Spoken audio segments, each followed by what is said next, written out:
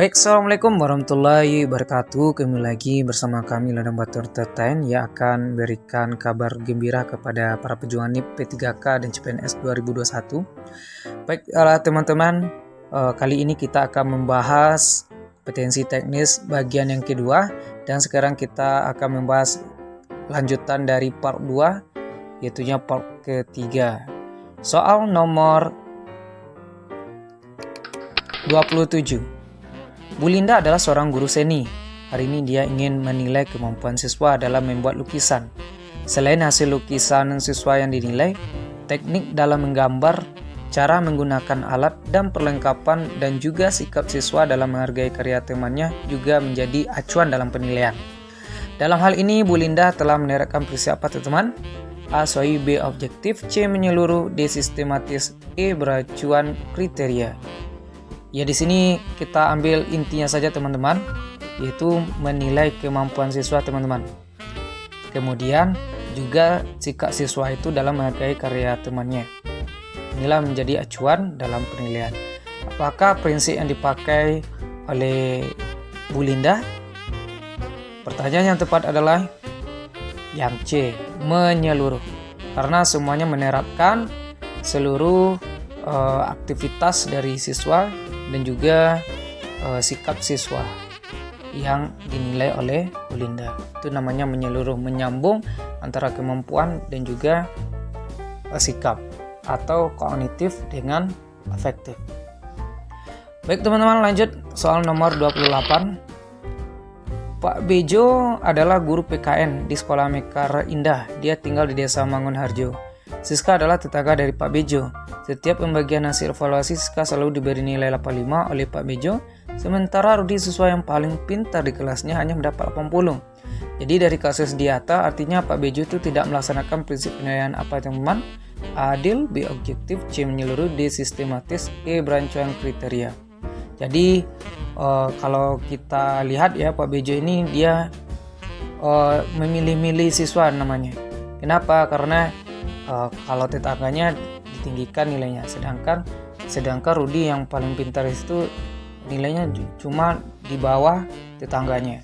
Maka itu namanya prinsip penilaian yang B, objektif. Jadi Pak Bejo itu tidak objektif dalam menilai karena tidak sesuai dengan kemampuan siswa yang dinilainya. Oke. Itulah jawaban soal nomor 8. Jawabannya adalah prinsip penilaian yang objektif. Karena Pak Bejo tidak objektif dalam menilai. Soal nomor 29. Hari ini diadakan penilaian harian oleh Pak Rendra, guru fisika. Jumlah nomor soal ada 10. Siswa dengan absen ganjil mengerjakan nomor ganjil. Siswa dengan nomor absen genap mengerjakan soal nomor genap. Yang dilakukan Pak Rendra itu tidak sesuai dengan prinsip penilaian. A. Adil, B. Objektif, C. Menyeluruh, D. Sistematis, E. Beracuan kriteria. Jadi kalau dia nomornya ganjil, diberi soal ganjil. Kalau nomornya genap, diberi soal genap. Jadi tidak sesuai ya, teman-teman. Jadi prinsip apa yang tidak sesuai ini? Jawaban tepat adalah yang A, tidak adil. Karena apa? Kita tidak tahu soal yang mana yang sulit, mana yang mudah.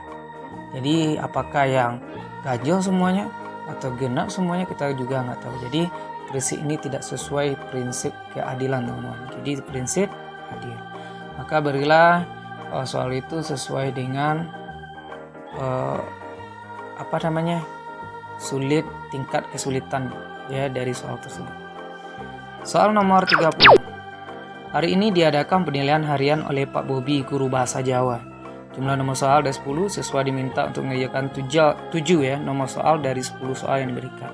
Siswa bebas memilih 7 nomor soal dari 10 soal yang diberikan Pak Bobi. Yang dilakukan Pak Bobi tidak sesuai dengan prinsip penilaian. Di soal ada 10, siswa diminta cuma mengerjakan 7 soal saja. Jadi prinsip yang tidak sesuai adalah yang A, adil. Juga ini tidak termasuk adil ya, teman-teman. Karena dari 7 dari 10 dari soal. Jadi semuanya harus, kalau bisa itu soalnya harus diselesaikan semuanya dari 10 soal itu, bukan 7. Kenapa? Karena itu akan merusak kebingungan dari siswa atau merusak kemampuan dari siswa tersebut. Baiklah, soal nomor 31. Begini penyerahan rapor untuk siswa SMP Mekarsari. Bu Neni adalah guru matematik SMP tersebut. Saat habis pembagian rapor, tiba-tiba Bu Neni didatangi oleh orang tua murid sambil marah-marah dan menggerutu karena nilai anaknya jelek, padahal menurutnya anaknya adalah siswa yang pintar. Bu Neni kemudian menjelaskan teknik prosedur dan hasil pengolahan nilainya dari nilai harian, PTS, dan PAS serta nilai sikap siswa dengan buku catatan penilaian lengkap. Dan akhirnya orang tua siswa tersebut dapat mengerti bahwa nilai anaknya memang sesuai dengan fakta. Dengan demikian, Bu Neni telah melaksanakan prinsip penilaian. Itu teman, ada wali muridnya itu datang ke wali kelasnya karena dia menganggap siswanya itu pintar, anaknya itu pintar. Tapi dilihat dengan kenyataan sesuai fakta, semua nilainya itu anjlok. Maka prinsip apa yang diterapkan oleh wali kelas tersebut, Bu Neni? Jawabannya adalah yang E, akuntabel. Jadi akuntabel itu maksudnya adalah kepastian, teman-teman, sesuai dengan fakta yang ada. Jadi kalau nilainya segitu, ya sudah ada bukti tertentu yang akan disampaikan kepada wali muridnya. Itu namanya akuntabel.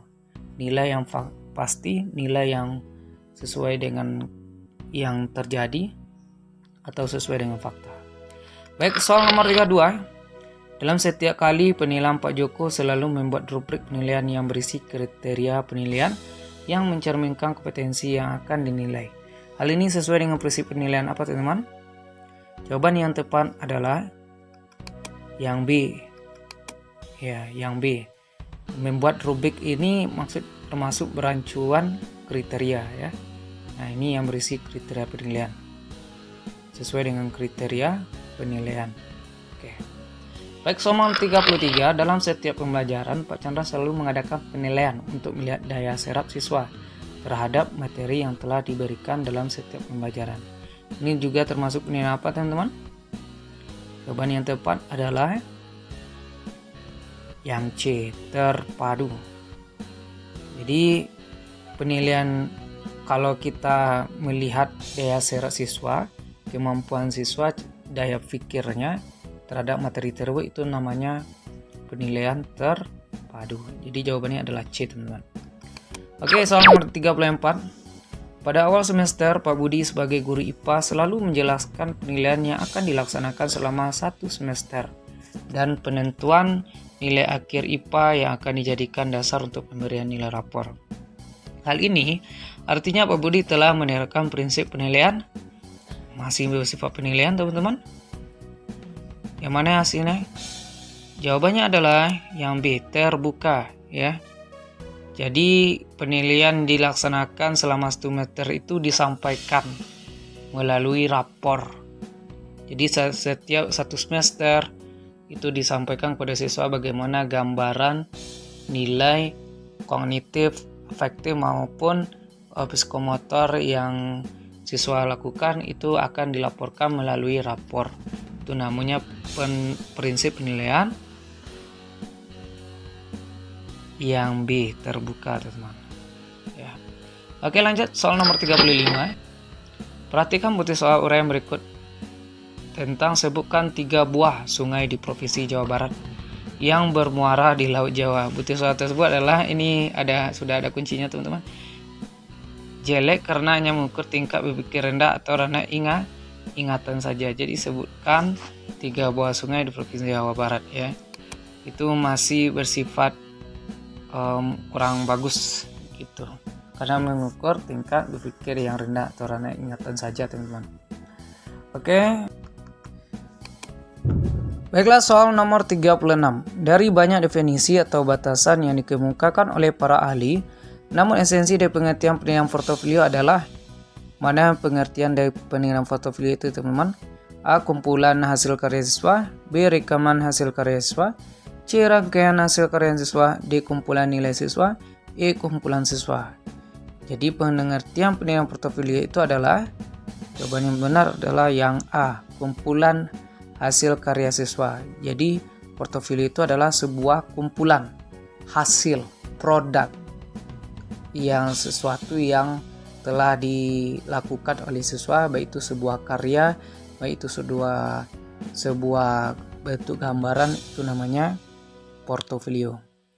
Oke, lanjut soal nomor berikutnya 37. Untuk mencegah terjadinya jawaban siswa yang sangat beragam, jenis tes uraian paling tepat digunakan adalah A. Tes uraian bebas, B. Tes uraian terbatas, C. Yang sederhana, D. Yang sangat kompleks.